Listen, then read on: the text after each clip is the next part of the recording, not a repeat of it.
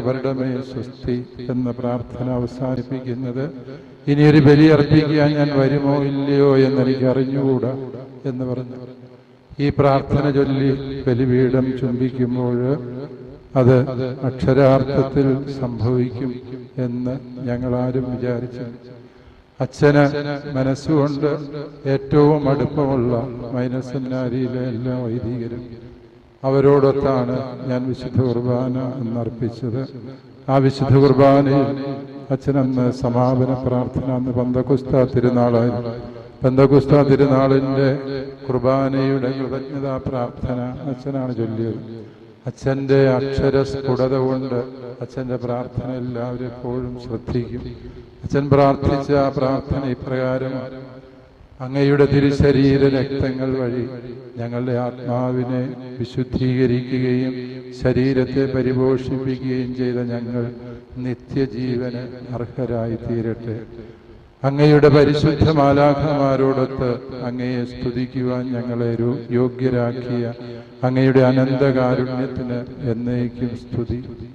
ശരിക്കും അച്ഛൻ ആ പ്രാർത്ഥന അവസാനമായി പരിശുദ്ധ കുർബാനയെ ചൊല്ലിയ ആ പ്രാർത്ഥന ഞാൻ വിചാരിക്കുന്നു അത് തികച്ചും അർത്ഥപൂർണമായി അച്ഛൻ ചൊല്ലുകയും മാലാഖമാരോടൊത്ത് ദൈവത്തെ സ്തുതിക്കുവാൻ അച്ഛൻ യാത്രയാവുകയും ചെയ്തു എന്നുള്ളത്. അന്നത്തെ വിശുദ്ധ കുർബാനയ്ക്ക് ശേഷം എനിക്ക് വേറെ 1-2 പരിപാടികൾ കൂടി പങ്കെടുക്കേണ്ടതുകൊണ്ട് ഞാൻ വൈകി ട്രെയിനിലാണ് വന്നത്.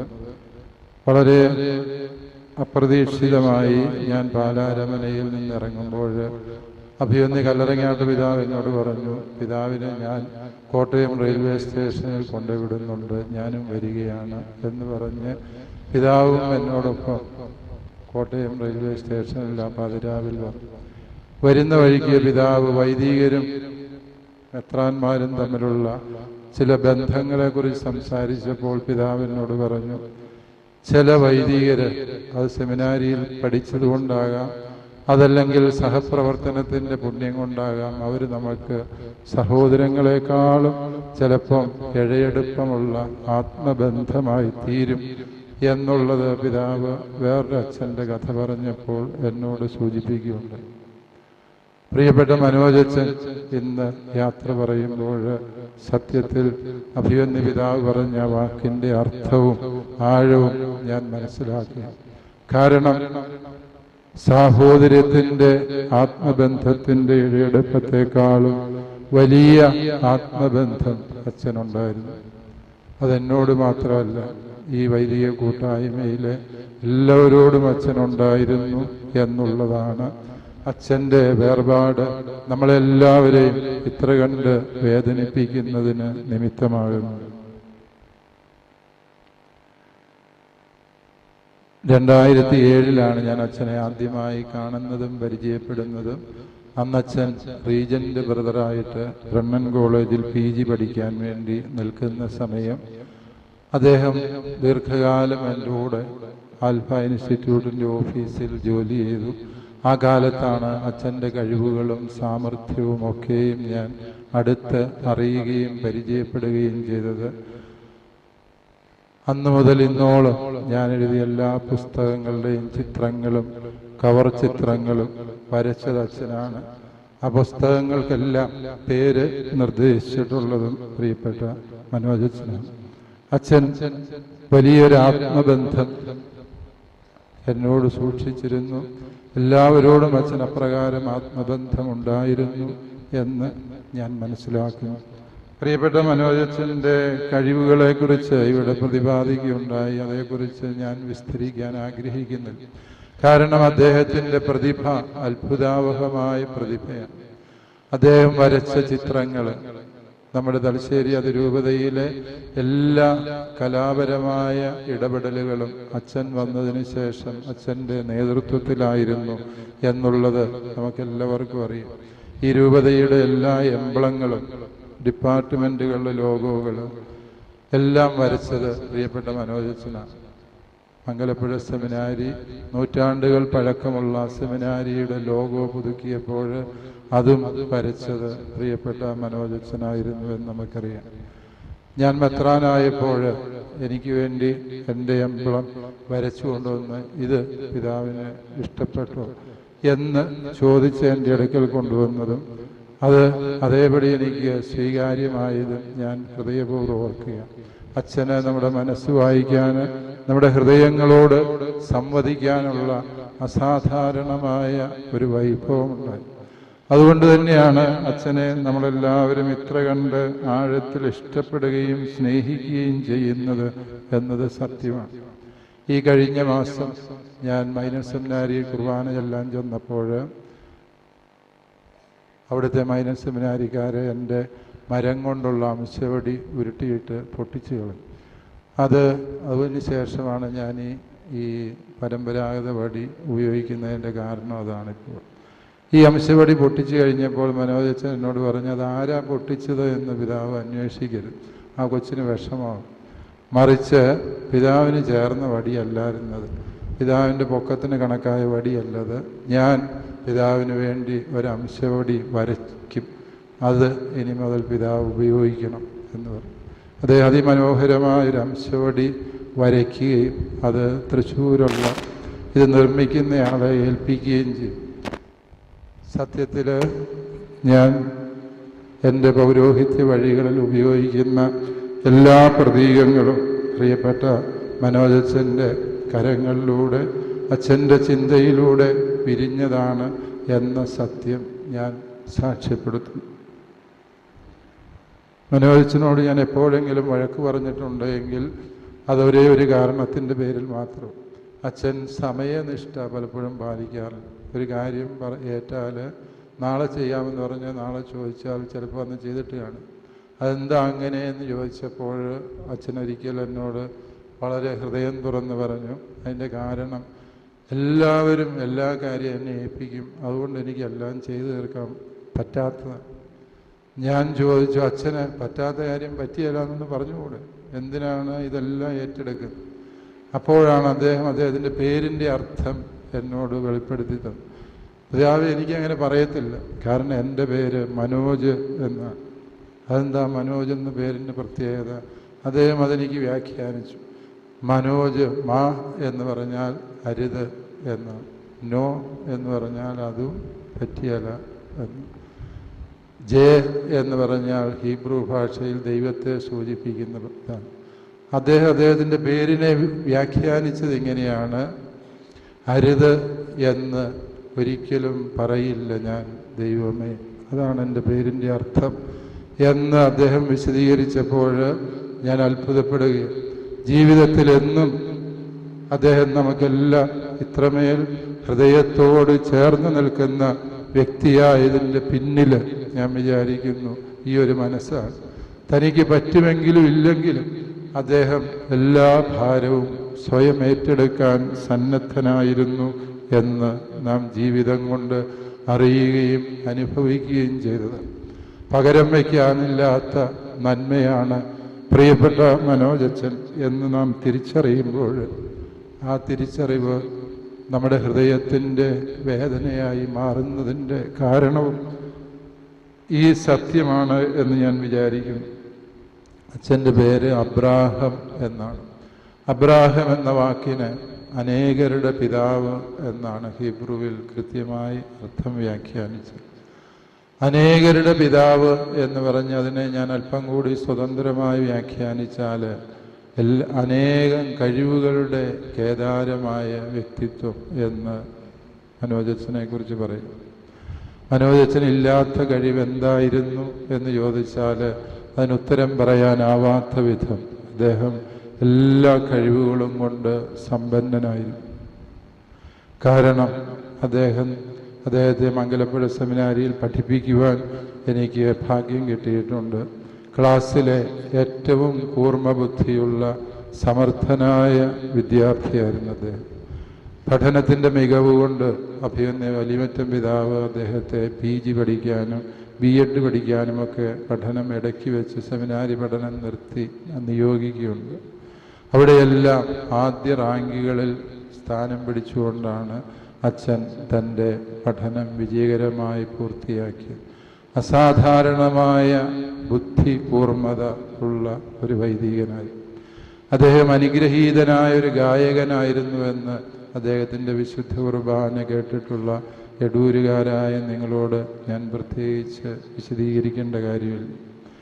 അദ്ദേഹത്തിൻ്റെ പ്രസംഗങ്ങൾ എത്രയോ ഹൃദയത്തിൽ നിന്ന് ഹൃദയത്തോട് സംസാരിക്കുന്നതാണ്. കാർഡിനൽ ന്യൂമാൻ പറയുന്നത് പോലെ ഓരോ വചനപ്രഘോഷണവും ഹൃദയത്തോട് സംസാരിക്കണം എന്ന് കോർ ആദു കോർ ലൊക്കീത്തൂർ എന്നുള്ള അദ്ദേഹത്തിൻ്റെ ഹോമിലിയുടെ നിർവചനം ഞാൻ വിചാരിക്കുന്നു അത് അക്ഷരാർത്ഥത്തിൽ മനോജച്ചനുണ്ട്. അച്ഛൻ സംസാരിക്കുന്ന വാക്കുകളെ അവഗണിക്കാൻ ആർക്കും സാധിക്കാത്ത വിധം അച്ഛൻ അത്രമേൽ ഹൃദയം കൊണ്ട് ഹൃദയത്തോട് സംവദിക്കുന്ന അനുഗ്രഹീത വചനപ്രഘോഷകനായിരുന്നു എന്ന് നമുക്കറിയാം.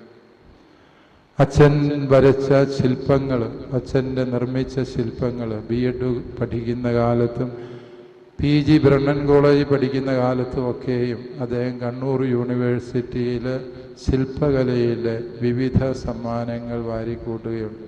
ആ കാലത്ത് അദ്ദേഹത്തിൻ്റെ സൃഷ്ടികളെക്കുറിച്ച് മനോരമയിലും ദീപികയിലുമൊക്കെ റൈറ്റപ്പുകൾ വന്നത് നിങ്ങളുടെ മനസ്സിലുണ്ടാവും. കാരണം അദ്ദേഹത്തിൻ്റെ സൃഷ്ടികളെ ആർക്കും അവഗണിക്കാനാവില്ല. കേവലം ഒരു ശില്പമുണ്ടാക്കിയല്ല, ആ ശില്പത്തിൻ്റെ കണ്ണിൽ, അതിൻ്റെ വിരൽത്തുമ്പിൽ അത്ഭുതകരമായി അദ്ദേഹം കരുതലോടെ സന്ദേശങ്ങൾ ഒളിപ്പിച്ചു വച്ചിരുന്നു.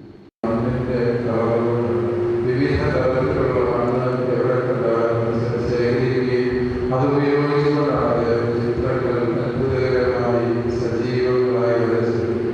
കഴിഞ്ഞ ആതിഥേയ സന്ദർശനത്തിൽ ഞങ്ങൾ റോമിൽ പോയപ്പോൾ തലശ്ശേരി അതിരൂപതയുടെ സമ്മാനമായി ഞങ്ങളുടെ ശുദ്ധപിതാവ് ഫ്രാൻസിസ് മാർപ്പാപ്പായി നൽകിയത്, ഫ്രാൻസിസ് മാർപ്പാപ്പായി ഏറ്റവും ഇഷ്ടപ്പെട്ട ഉറങ്ങുന്ന യേശുപിതാവിന്റെ രൂപം അച്ഛൻ വരച്ച് ക്ലെയിം ചെയ്ത് ഞങ്ങളുടെ തലശ്ശേരി രൂപതയുടെ സമ്മാനമായി അഭ്യർത്ഥി ഞങ്ങളുടെ പിതാവ് ഫ്രാൻസിസ് പാപ്പായുടെ അനുഭവം കണ്ട് അതിൻ്റെ സൗന്ദര്യം കണ്ട് വിശുദ്ധപിതാവ് ഞാൻ ഇതിനെ ഒത്തിരി സ്നേഹിക്കും.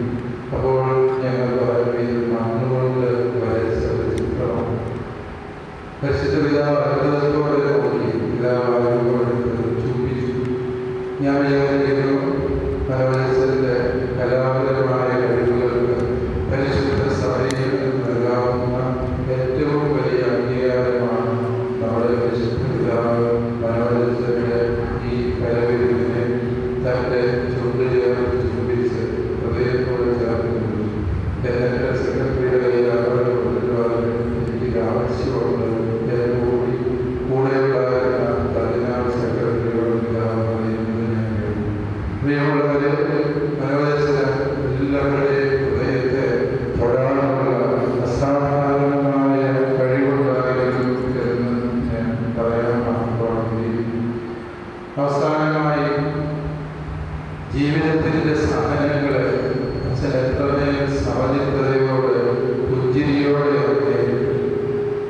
ഒരുപക്ഷെ നിങ്ങൾക്ക് ആർക്കും അറിയാൻ പാടില്ലാത്ത ഒരു മനോജനാണ്. ഒരുപാട് സഹനങ്ങൾ ഹൃദയത്തിലും ശരീരത്തിലും ഒളിപ്പിച്ചു വെച്ച മനുഷ്യൻ. ഒരാളോട് ഒരിക്കലും വെളിപ്പെടുത്താൻ പാടില്ല എന്നോട് പറഞ്ഞിട്ടുള്ള കാര്യങ്ങളാണ്. ആ സഹനം നമുക്ക് മാതൃകയായതുകൊണ്ട് അച്ഛൻ പ്രാണൻ തിരിഞ്ഞതിനാൽ ഞാൻ നിങ്ങളോട് വെളിപ്പെടുത്താം. കാരണം അദ്ദേഹം എത്രമേൽ സഹനത്തിലൂടെയാണ് കടന്നുപോയതെന്നും ഈ കണ്ട ജോലികളെല്ലാം ചെയ്തത് എന്നും നിങ്ങൾ മനസ്സിലാക്കണം. അദ്ദേഹത്തിന് ശരീരത്തിൻ്റെ 2 സ്ഥലങ്ങളിൽ 2 തവണയാണ് ക്യാൻസർ രോഗം ബാധിച്ചത്. ആ രോഗത്തോട് കഠിനമായ പൊരുതിയാണ് സഞ്ചരിച്ചത്. അദ്ദേഹത്തിൻ്റെ കഠിനമായ വാതരോഗത്തിൻ്റെ പ്രശ്നമാണ്. രാവിലെ എഴുന്നേറ്റാൽ 1 മണിക്കൂറെങ്കിലും ചൂടുവെള്ളത്തിൽ കൈയും കാലും കൂട്ടി വെച്ച് എക്സസൈസുകൾ ചെയ്ത് മാത്രം നടക്കാൻ പറ്റുന്ന ഒരു മനുഷ്യനായിരുന്നു മനോജച്ചൻ. പക്ഷേ അദ്ദേഹത്തിന് ഒരേ ഒരു നിർബന്ധമേ ഉണ്ടായിരുന്നുള്ളൂ, ഞാനൊരു രോഗിയാണ് എന്ന് ആരോടും പിതാവ് പറയരുത്. എനിക്ക് രോഗത്തിൻ്റെ പേരിലുള്ള സഹതാപം വേണം. എൻ്റെ കർത്താവ് തരുന്ന സഹനങ്ങൾ ഞാൻ സന്തോഷത്തോടെ സ്വീകരിച്ചുകൊണ്ട് എൻ്റെ പൗരോഹിത്യ പൂർണ്ണതയ്ക്ക് ഈ സഹനം ഞാൻ കാഴ്ചവെക്കുമെന്ന്. നിങ്ങൾ വിശ്വസിച്ചാലും ഇല്ലെങ്കിലും അച്ഛൻ്റെ ഒരു കണ്ണിൻ്റെ കാഴ്ച ഈ കഠിനമായ മരുന്ന് പ്രയോഗത്തിലൂടെ പൂർണ്ണമായും നഷ്ടപ്പെട്ടതായിരുന്നു. ആ നഷ്ടപ്പെട്ട അവസരത്തിൽ അദ്ദേഹം എന്നോട് പറഞ്ഞത് ഇതാണ്: പകുതി അന്ധകാരമുള്ള കണ്ണുകൊണ്ട് നമ്മൾ സത്യങ്ങളെ നോക്കുമ്പോൾ അവയെല്ലാം വ്യത്യസ്തങ്ങളായി കാണപ്പെടും. അങ്ങനെയും കാണാൻ ഒരു സൗന്ദര്യമുണ്ട്. ആ സൗന്ദര്യം ഞാൻ പഠിക്കുകയാണ്. പ്രിയപ്പെട്ടവരെ, ഈ സഹനങ്ങളെല്ലാം അദ്ദേഹം ഉള്ളിൽ ഒതുപ്പിച്ചപ്പോഴും ഒരാളോട് പോലും അദ്ദേഹം ഇത് പങ്കുവയ്ക്കുകയോ സഹതാപം നേടുകയോ ചെയ്തില്ല. മൈനർ സെമിനാരിയിലെ റെക്ടറച്ചനായിരുന്നു അദ്ദേഹത്തിൻ്റെ ആത്മമിത്രവും ഈ പറഞ്ഞ എല്ലാ കാര്യങ്ങളും വെളിപ്പെടുത്തിയതും അച്ഛനോടും മാത്രമായിരുന്നു. കാരണം അച്ഛനാണ് എല്ലാ ആശുപത്രി യാത്രകളിലും അദ്ദേഹത്തോടൊപ്പം ഉണ്ടായിരുന്നു. ഈ വർഷത്തെ മാറ്റത്തിൻ്റെ സമയത്ത് പള്ളിക്കൂടത്തിൻ്റെ ഭാരിച്ച ജോലികൾ അച്ഛന് ബുദ്ധിമുട്ടാണ് എന്ന് മനസ്സിലാക്കി അച്ഛനെ മൈനർ സെമിനാരി റെക്ടറായി പുനർനിയമനം നടത്തുമ്പോൾ ഞാൻ അച്ഛനോട് ചോദിച്ചു, അതേ കമ്മ്യൂണിറ്റിയിൽ തന്നെ തുടരുന്നതിൽ അച്ഛന് വിഷമമുണ്ടോ? അപ്പോൾ അദ്ദേഹം എന്നോട് പറഞ്ഞു, പിതാവേ, സാധിക്കുമെങ്കിൽ മരണം വരെയും അവരുടെ കൂടെ ആയിരിക്കാൻ എനിക്കിഷ്ടം. കാരണം ആ മൈനർ സെമിനാരിയിലെ അച്ഛന്മാരാണ് എൻ്റെ ജീവിതം.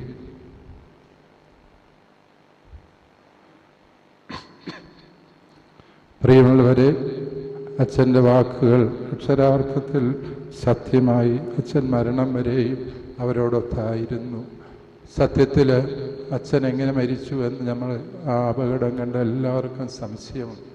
കാരണം മുൻനിരയിലിരുന്ന 2 വൈദികരും കാര്യമായ പരിക്കുകളേറ്റിൽ പുറകിൽ അച്ഛൻ സാധാരണ വണ്ടിയെ കയറിയാൽ കാലിൻ്റെ ബുദ്ധിമുട്ട് കൊണ്ട് ചമ്രം പടിഞ്ഞ് പുറകിലത്തെ സീറ്റിലേ ഇരിക്കൂ.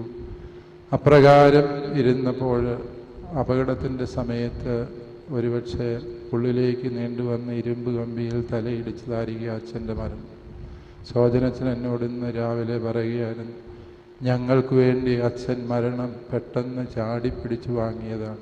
ഞങ്ങളെ രക്ഷിക്കാൻ അച്ഛൻ ഞങ്ങൾക്ക് വേണ്ടി ആ മരണം ഏറ്റെടുത്തുവെന്ന്. പ്രിയപ്പെട്ടവരെ, കർത്താവിൻ്റെ പദ്ധതികളെ വിധിക്കാനോ വിലയിരുത്താനോ നമ്മളാരും ആളുകളല്ല. പക്ഷേ സങ്കടത്തിൻ്റെ ഈ നിമിഷങ്ങളിൽ മനോജച്ചൻ എന്ന വലിയ പ്രതിഭ നമുക്ക് മുമ്പിൽ വരച്ചു വയ്ക്കുന്ന മണ്ണുകൊണ്ടുള്ള മനോഹരമായൊരു ചിത്രമുണ്ട്. അത് മറ്റൊന്നുമല്ല, കർത്താവിൽ വിശ്വസിച്ചാൽ മതി, ബാക്കിയെല്ലാം അവിടുന്ന് നമ്മുടെ നന്മയ്ക്കായി പരിണമിപ്പിക്കും എന്ന് പരമാർത്ഥം. അദ്ദേഹം ജീവിതം കൊണ്ട് ആ സത്യത്തെ സാക്ഷ്യപ്പെടുത്തി, ജീവിതം കൊണ്ട് അത് നമ്മളെ ഓരോരുത്തരെയും ബോധ്യപ്പെടുത്തി. തൻ്റെ മരണത്തിലൂടെ ആ സത്യത്തെ അദ്ദേഹം ഒരിക്കൽ കൂടി നമുക്ക് വെളിപ്പെടുത്തി. തീർച്ചയായും മനോജച്ചൻ്റെ മരണം നമ്മളെല്ലാവരെയും വേദനിപ്പിക്കുന്നു, എന്നെയും ഒരുപാട് സങ്കടപ്പെടുത്തുന്നു. പക്ഷേ മനോജച്ചൻ എന്ന ആ വലിയ വിശുദ്ധനായ വൈദികനെ അടുത്തറിയാവുന്നതുകൊണ്ട് എനിക്കറിയാം, ദൈവം അദ്ദേഹത്തെ ഭരമേൽപ്പിച്ച ദൗത്യം അതിൻ്റെ പൂർണ്ണതയിൽ നിറവേറ്റിയ ശേഷമാണ് അദ്ദേഹം പോകുന്നത്. ഞാൻ നല്ല ഓട്ടമോടി എന്ന് സത്യമായും മനോജച്ചന് ദൈവസന്നിധിയിൽ പറയാം. നമ്മെ ദൈവമേൽപ്പിച്ച ദൗത്യം പൂർത്തീകരിച്ചു കഴിയുമ്പോൾ കർത്താവിൻ്റെ കരങ്ങളിലേക്ക് ആത്മാവിനെ സമർപ്പിക്കുന്ന പുത്രൻ തമ്പുരാൻ്റെ നിത്യപൗരോഹിത്യത്തിലാണ് നമ്മൾ പങ്കാളികളാകുക. അതുകൊണ്ട് ഈ മനോജച്ചൻ്റെ വേർപാട് ഭൗതികമായി ചിന്തിക്കുമ്പോൾ നമ്മളെ ഒരുപാട് സങ്കടപ്പെടുത്തുന്നുണ്ട്, സത്യമാണ്. പക്ഷേ വിശ്വാസം വഴി ഞാൻ മനസ്സിലാക്കുന്നു, ഈ മരണം തലശ്ശേരി അതിരൂപതയ്ക്ക് നഷ്ടമല്ല. എല്ലാവരും അസാധാരണമായ നഷ്ടം എന്ന് പറയുമ്പോഴും ഇത് ശരിക്കും നഷ്ടമല്ല. സ്വർഗത്തിൽ ഈ അതിരൂപതയ്ക്ക് വേണ്ടി നമ്മെ ഓരോരുത്തർക്കും ഹൃദയത്തിൽ ഇടം തന്ന പ്രിയപ്പെട്ട മനോജച്ചൻ വിശുദ്ധനായി ഉണ്ടാകും എന്നുറപ്പുണ്ട്. കാരണം അദ്ദേഹത്തിൻ്റെ ജീവിതം മാലാഖമാർക്ക് ചേർന്ന നൈർമല്യമുള്ളതായിരുന്നു. അദ്ദേഹത്തിൻ്റെ വാക്കുകൾ സ്വർഗീയ ദൂതന്മാരുടെ വാക്കുകൾ പോലെ ആരെയും വേദനിപ്പിക്കാത്ത സംശുദ്ധമായ വാക്കുകളെ മനോജച്ചൻ്റെ വായിൽ നിന്ന് വരികയുള്ളൂ. ആരെയും കുറ്റപ്പെടുത്താനും വേദനിപ്പിക്കാനും ഇഷ്ടപ്പെടാത്ത പ്രിയപ്പെട്ട അച്ഛൻ സ്വർഗത്തിലെ മാലാഖമാരുടെ സഭയിലിരുന്ന് സ്വർഗത്തിൽ കർത്താവിൻ്റെ സന്നിധിയിൽ അവിടുത്തെ തിരുരക്തം കൊണ്ട് അനേകം ചിത്രങ്ങൾ വരച്ച് മാലാഖമാരെ സന്തോഷിപ്പിക്കുന്ന മനോജച്ചനെ നമുക്ക് കർത്താവിൻ്റെ സന്നിധിയിലേക്ക് യാത്രയാക്കാം. അച്ഛന് വേണ്ടി നമുക്ക് പ്രാർത്ഥിക്കാം. അച്ഛൻ വഴി കൈവന്ന എല്ലാ നന്മകളെയും നമുക്ക് നന്ദിയോടെ ഹൃദയത്തിൽ ഓർക്കാം. അച്ഛൻ ജീവിച്ചതുപോലെ സഹനങ്ങളെ പരാതി പറയാനുള്ള വഴിയല്ല, മറിച്ച് അതൊക്കെയും പൗരോഹിത്യത്തിൻ്റെ ബലിയർപ്പണത്തിൻ്റെ ഭാഗമാണ് എന്ന് തിരിച്ചറിഞ്ഞ ആ ഒരു ശ്രേഷ്ഠമായ മനസ്സ് നമുക്കും സ്വന്തമാക്കാം. ദൈവം പ്രിയപ്പെട്ട മനോജച്ചനും അച്ഛൻ്റെ വേർപാടിൽ വേദനിച്ച് കഴിയുന്ന പ്രിയപ്പെട്ട മാതാപിതാക്കൾക്കും ആശ്വാസം തരട്ടെ എന്ന് ഞാൻ പ്രാർത്ഥിക്കുന്നു. പ്രിയപ്പെട്ട ഇച്ഛായ അമ്മച്ചി, ഈ വേർപാട് വേദനയുള്ളതാണ്. പക്ഷേ നിങ്ങൾ അഭിമാനിക്കുക, നിങ്ങളുടെ പ്രിയ മകൻ എത്രയോ ഉദാത്തമായി സുവിശേഷം ജീവിച്ച് പൗരോഹിത്യം ജീവിച്ചിട്ടാണ് യാത്ര പറയുന്നത്. പുരോഹിതനാകുന്നെങ്കിൽ ഇതുപോലെയാകണം എന്ന് പറയാൻ മാത്രം ശ്രേഷ്ഠമായിരുന്നു നിങ്ങളുടെ പ്രിയ മകൻ്റെ ജീവിതം. ആ മകനെ ഓർത്ത് നിങ്ങൾ അഭിമാനിക്കുക, സന്തോഷിക്കുക. കണ്ണുകൾ നിറയുമ്പോഴും അത് കേവലം സങ്കടത്തിൻ്റെയോ നിരാശയുടെയോ ആകരുത്. ഈ മകനെ ഓർത്തുള്ള അഭിമാനത്തിൻ്റെ, സന്തോഷത്തിൻ്റെ കണ്ണുനീർ തുള്ളികളാകട്ടെ എന്ന് പ്രാർത്ഥിച്ചുകൊണ്ട് പിതാവിൻ്റെയും പുത്രൻ്റെയും പരിശുദ്ധാത്മാവിൻ്റെയും നാമത്തിൽ